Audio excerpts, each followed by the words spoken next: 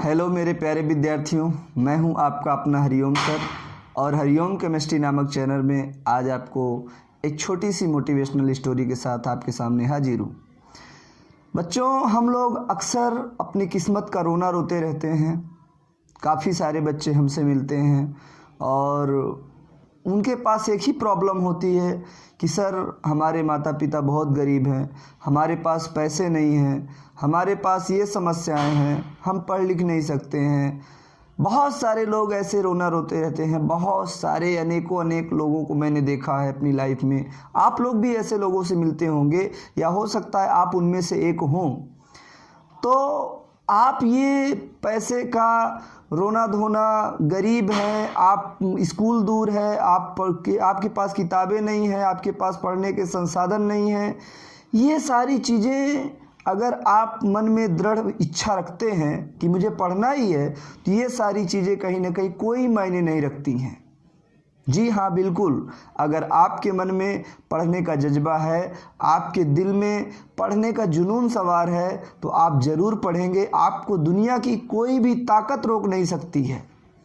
एक कहानी बताता हूँ बहुत बड़े महापुरुष की, डॉक्टर APJ अब्दुल कलाम साहब की। डॉक्टर APJ अब्दुल कलाम साहब का जन्म 15 अक्टूबर 1931 को तमिलनाडु के रामेश्वरम में हुआ था। रामेश्वरम में हुआ था उनका जन्म।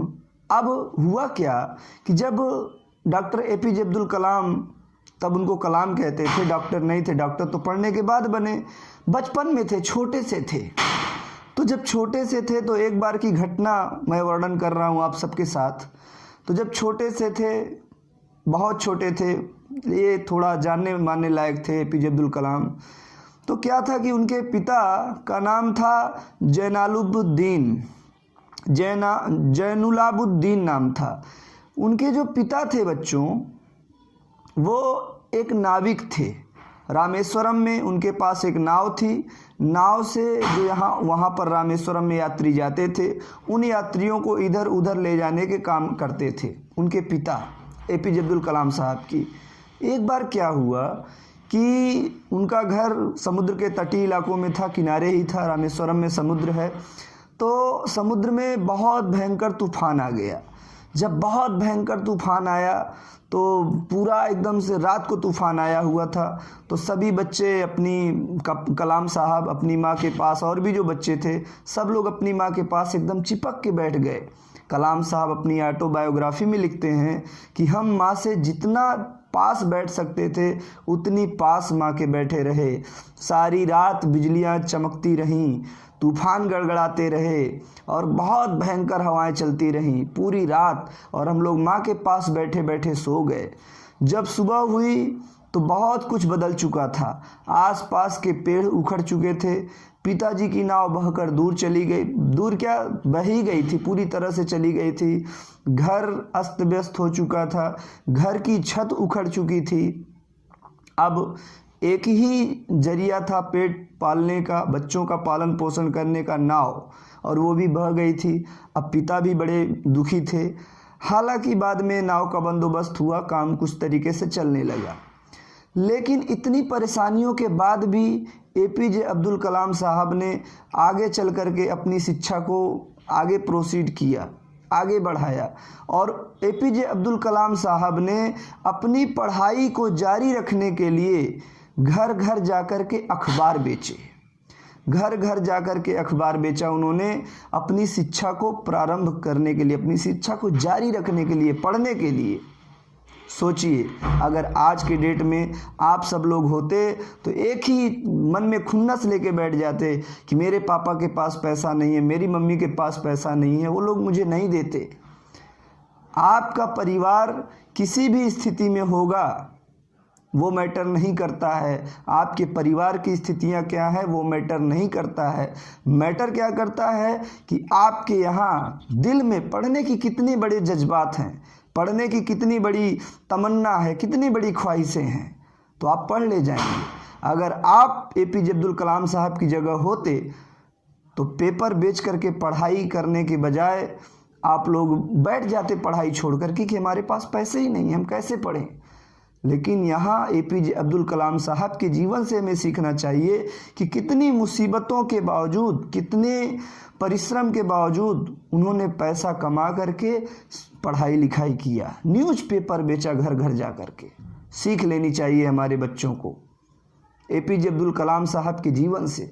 और इतनी मेहनत से उन्होंने पढ़ाई किया, इतने मेहनत से पढ़ाई किया, इतने लगन के साथ पढ़ाई किया कि भारत के राष्ट्रपति बने, साइंटिस्ट बने, बेहतरीन साइंटिस्ट बने भारत के, और उन्हें मिसाइल मैन के नाम से जाना जाता है। जी हाँ, डॉक्टर एपीजे अब्दुल कलाम साहब को मिसाइल मैन के नाम से जाना जाता है। सोचिए, इतने गरीब घर का लड़का, इतने गरीब परिवार का लड़का, जिनके पिता न ज़्यादा शिक्षित थे न ज़्यादा धनी थे, उस घर का लड़का भारत का राष्ट्रपति बना। एक गरीब घर का लड़का साइंटिस्ट बना, एक गरीब घर का लड़का मिसाइल मैन के नाम से जाना जाता है। नमन है ऐसे सत्पुरुष को।